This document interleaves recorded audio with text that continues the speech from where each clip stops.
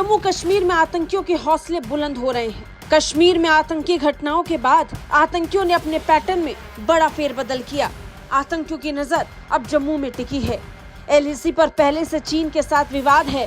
इधर जम्मू कश्मीर में आतंकी विवाद अब गहरा रहा है और इन सब के बीच एक बड़ा कदम और बड़ा फैसला भारत सरकार लेने वाली है। चीन के साथ मिलकर भारत कुछ ऐसा करने वाला है जिससे पाकिस्तान में खलबली मचने वाली है।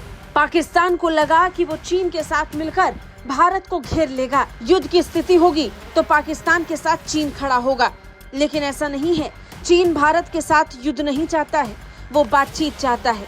यही कारण है कि लंबे समय से चीन भारत के साथ बातचीत की पहल करता आया है। अब इस पूरे विवाद को सुलझाने के लिए बड़े पैमाने पर भारतीय सरकार राजनयिक स्तर पर एक्टिव हो गई है। इसका जिम्मा राष्ट्रीय सुरक्षा सलाहकार अजीत डोभाल के ऊपर है। चीनी विदेश मंत्री वांग यी ने पूर्वी लद्दाख में सीमावर्ती क्षेत्रों में जमीन स्थिति से संबंधित मुद्दों को लेकर भारत के साथ बातचीत की पेशकश की है और इसके साथ ही एनएसए अजीत डोभाल के साथ काम करने की इच्छा भी जाहिर कर दी है। लिहाजा डोभाल पर बड़ी जिम्मेदारी आ सकती है।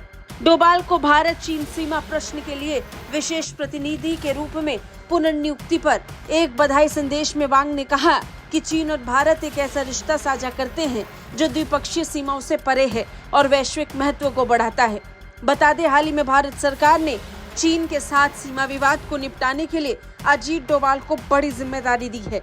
कूटनीतिक लिहाज से चीन का तोड़ अब स्पाई मास्टर डोभाल को निकालना है। चीन अजीत डोभाल के काम करने के तरीके से अच्छे से वाकिफ है। चीन ये बात जानता है कि अजीत डोभाल भारत सरकार के टॉप एडवाइजर्स में से एक है। राष्ट्रीय सुरक्षा को लेकर अब तक अजीत डोभाल का जो रुख रहा उससे चीन भी भली भांति परिचित है। यही कारण है कि अब चीन के विदेश मंत्री खुद अजीत डोभाल के साथ बातचीत को लेकर उत्साह जाहिर कर रहे हैं।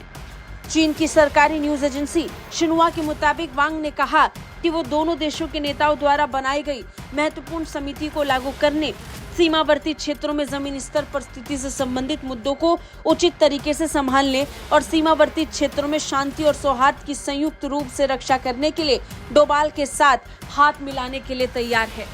चीन डोभाल के साथ काम करने की मंशा जाहिर करते हुए स्पष्ट तौर पर भारत के साथ विवाद को सुलझाना चाहता है और भारत चीन के बीच लद्दाख पर सुलझता विवाद पाकिस्तान के लिए बढ़ता विवाद है।